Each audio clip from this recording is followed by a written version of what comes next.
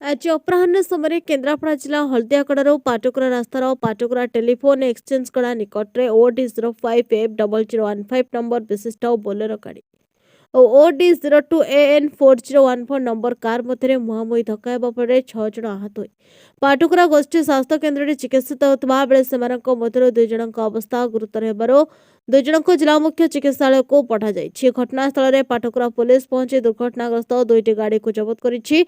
सूचना अनुसार मार्सखाई विद्युत सब डिविजन विभाग एक बोलेरो गाड़ी रे कर्मचारी माने जमुनाबाद ग्राम निकट विद्युत लाइन मरामती कर सारा पर पाटकुरा कैंप ऑफिस को फेरुଥିଲେ। ए समय जगदलपुर ग्रामर अवसरप्राप्त सैन्य विभाग कर्मचारी विजय कुमार परिडा कार सहधर्मिणी समेत अन्य जड़े साथी को बसई ग्रामर बाहर टेलीफोन एक्सचेंज कड़े उठुवा समय 2टी जाक गाड़ी मुहांमुही धक्का होता। दुर्घटना पर स्थानीय लोक सहित आहत मान गाड़ी उद्धार कर पाटकुरा डाक्तखाना भर्ती करते।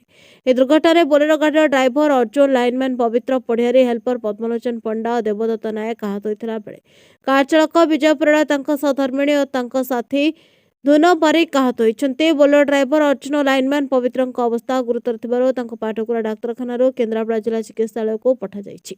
खबर पर विद्युत विभाग मार्सखाई डिविजन निर्वाही अधिकारी इंजीनियर बसंत दास घटनास्थल में पहुंची दुर्घटना जनित सर्विसेस तथ्य कर्मचारी पचारि बुझिथिले। Kendrapara Diptiranjan Mahanty report, Nyayabati TV.